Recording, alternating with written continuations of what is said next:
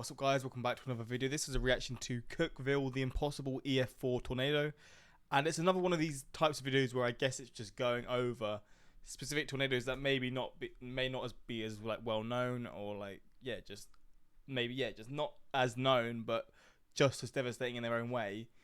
And yeah, the ones that I reacted to were from a different channel, but it was fascinating just to see like these different types of tornadoes that have happened in the past that obviously maybe go under the radar to a degree. I'm assuming people around this area, maybe people just throughout the US will know of this, but me, I've never seen this, never heard of this, so this is my first time checking this out. But it's just wild to see, I guess, what these things can do, because they are absolutely brutal. But yeah, we're going to check this out. And yeah, links are also in the description to my Patreon, where you can see reactions that I can't post to YouTube. And yeah, Super Bowl reaction is there. TV series that I can't obviously post onto YouTube, reactions are there. Films, reactions are there. There's loads of different things there basically. So yeah, if you're interested, links are there. If not, let's check out Cookeville, the impossible tornado.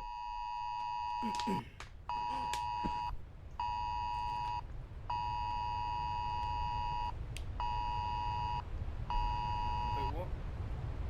Oh, is this like reenacting? I guess this is trying to showcase what it would be like in the middle of the night or something.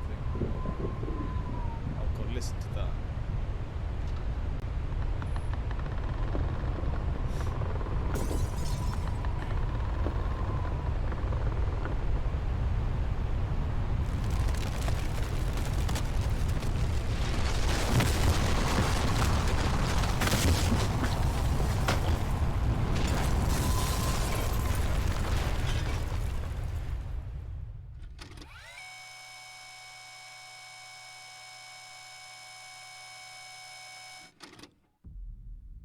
Midnight. Damn. March 3rd, 2020. Cookeville, Tennessee. The residents of this college town are fast asleep. That was a fascinating It's a intro, relatively calm night, nothing out of the ordinary for an early spring in the foothills of the Cumberland Plateau. But while Cookeville residents snoozed, approximately 70 miles to the west was a completely different story. Oh, it was in Nashville. Carla, there's a real tornado right there. Oh my God. Oh my God, oh my God, oh my God. It's chaos in downtown Nashville. A high-end tornado is in progress through an extremely populated region of the city.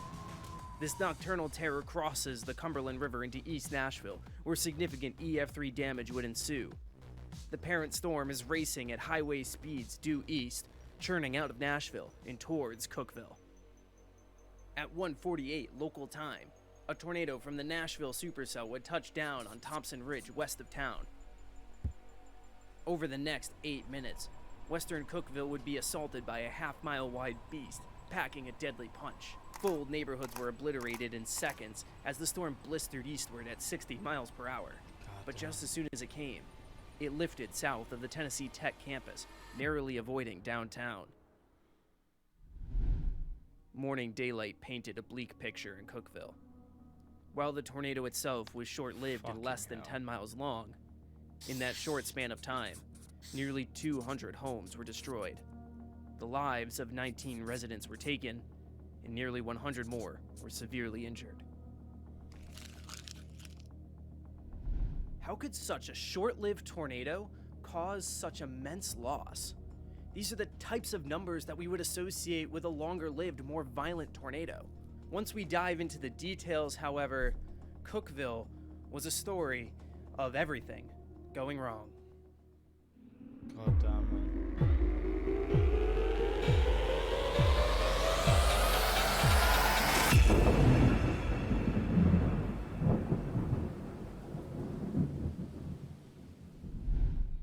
While the Cookeville story has many moving parts, let's start with the weather system at play and its associated forecast. It's complicated at best.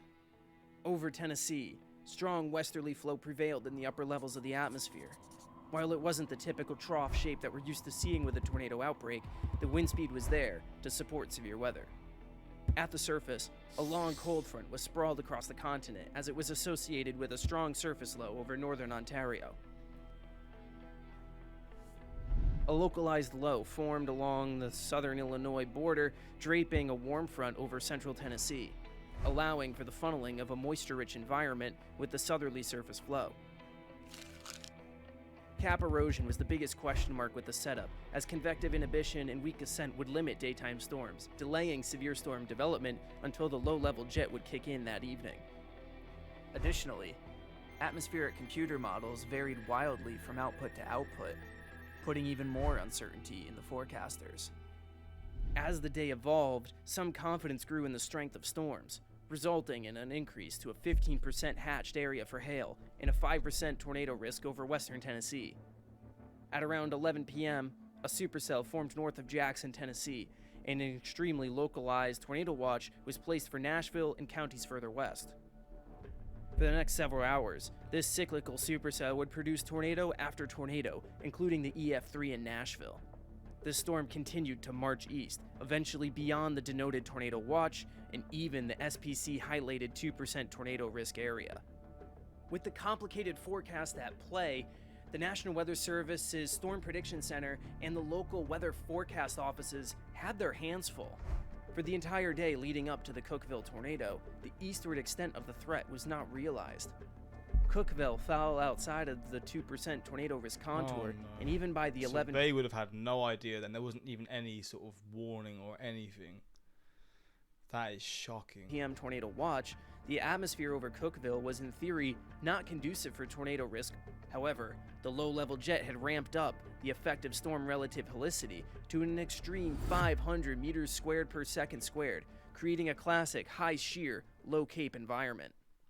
At 1:48 a.m. local time, the Cookeville tornado touched down 8 miles west of downtown. Starting just northwest of the small town of Baxter, the tornado rolled off of the mountains rather weak, causing only EF0 damage for the first 2.5 miles of its life.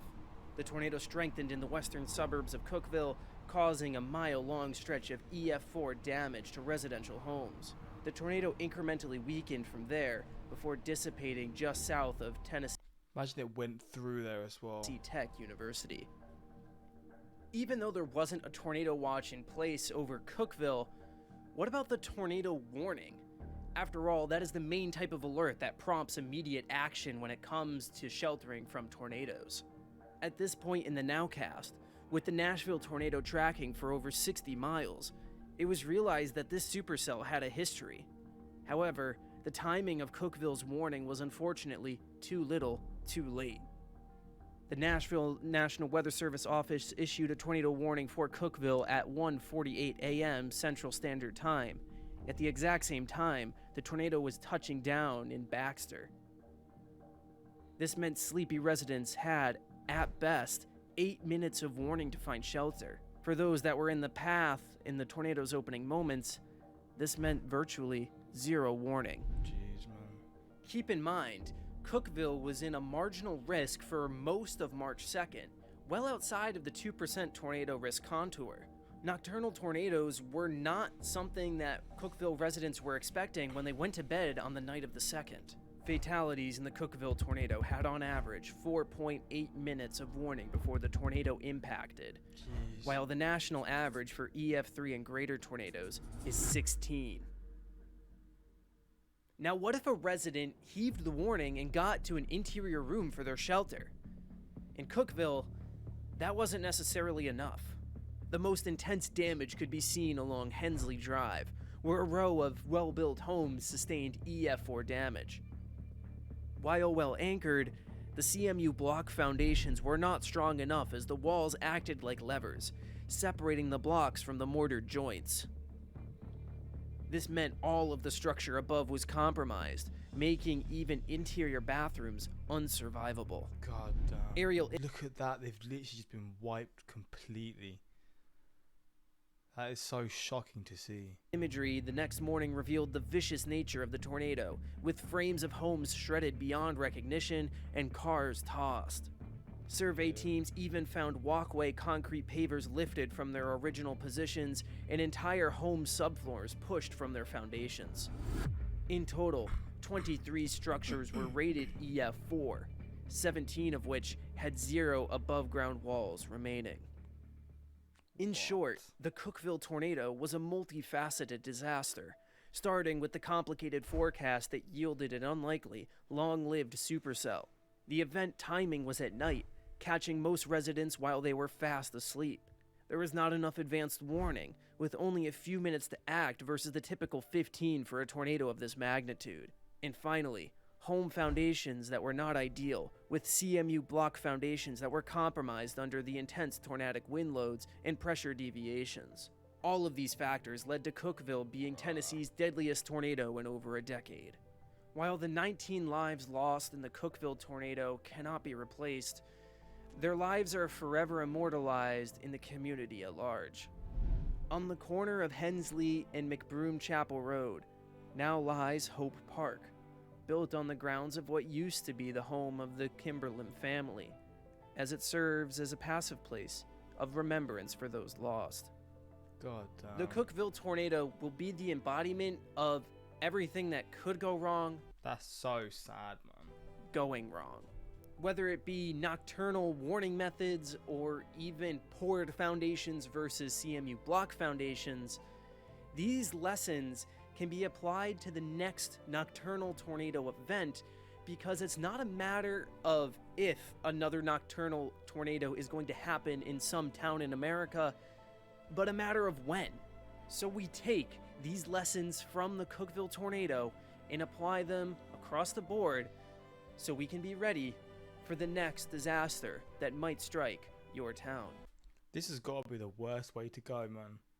You're fast asleep, and then suddenly you've got this happening. I cannot imagine that's just something else, man. Honestly, and seeing that damage, I'm shocked there wasn't more deaths. Because that's just a certain area. I'm shocked that there wasn't more deaths. It's crazy to me how it wouldn't even be in the hundreds even so, because it's just gone directly through a whole neighborhood. God damn. More than just a neighborhood, to be honest. A first person tornado horror movie would actually be very scary to watch. Yeah. The opening feels like watching a horror movie. Tornado at night are probably the true monster in the dark. I mean, tornadoes at night, flipping hell. Tornadoes in general, no thank you. At night time, what the it's just the worst combination possible. But yeah, this was a tough one, and this is quite recent as well. This is only nearly 4 years ago. Just three years, and yeah, we're pretty much touching 4 years ago, because it was March 3rd, 2020. God damn, man, that is shocking. But yeah, let me know your thoughts on this and how this could have been preventable. Would it have been preventable? I guess maybe the prior warnings beforehand, but I don't know if that would have made much of a difference. Who knows? But yeah, that's pretty much it. Until next time, peace.